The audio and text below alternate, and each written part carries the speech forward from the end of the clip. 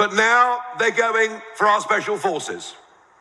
Now they're after the SAS, for virtually any action that took place in Afghanistan or Iraq.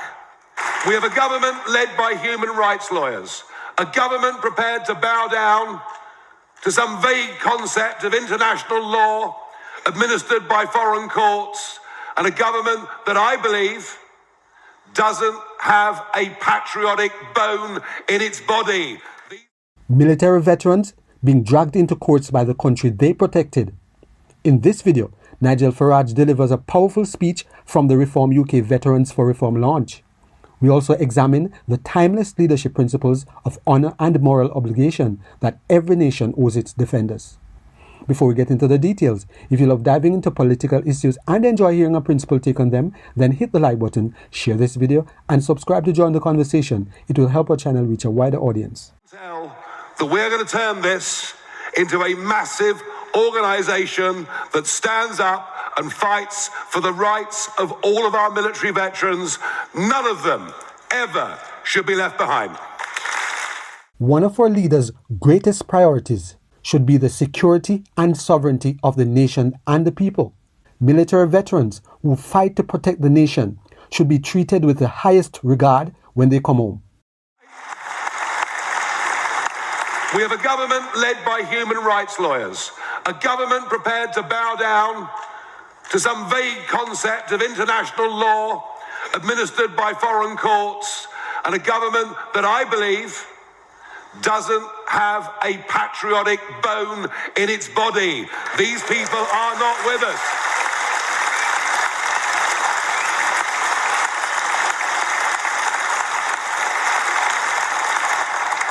And of course, the prosecutions continue, not just of people who did their job in very, very tense, difficult and dangerous circumstances in Northern Ireland up to half a century ago, but now they're going for our special forces. Now they're after the SAS, for virtually any action that took place in Afghanistan or Iraq. The results of this are catastrophic. The priority of the government is wrong. When men and women who fought for the nation are dragged through the courts for war crimes instead of being protected by the state that they lay their lives down on the battlefield to protect, they should never find it difficult to be treated for physical or psychological damage, while illegal migrants get full health care benefits without any restrictions. Military veterans should never be sleeping on the streets of Britain, while illegal migrants are put up in 4-star hotels. For the rights of veterans is what led to what I think was the very principled resignation of Johnny Mercer MP as Veterans Minister. He said enough is enough and resigned his job. And don't we need more people in politics with that level of courage, belief and conviction? True leadership honors sacrifice, not symbolically, but materially. Neglecting veterans is a moral failure, not just a policy failure.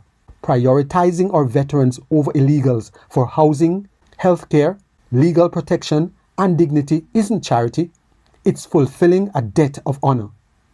Neglect, like homelessness or prosecution, like prosecutions for battlefield actions, violates this debt and erodes the nation's moral foundation.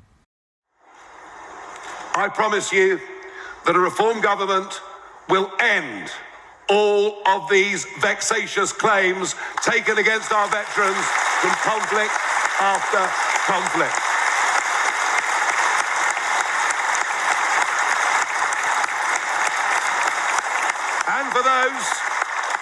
And for those who've been found guilty under very dubious codes of the Human Rights Act, we will grant a royal pardon of mercy on their name. Britain needs leaders who know where their priorities should lie. Leaders who stand up for their country, their people, and their military veterans. True leaders understand the moral obligation we owe to those who served.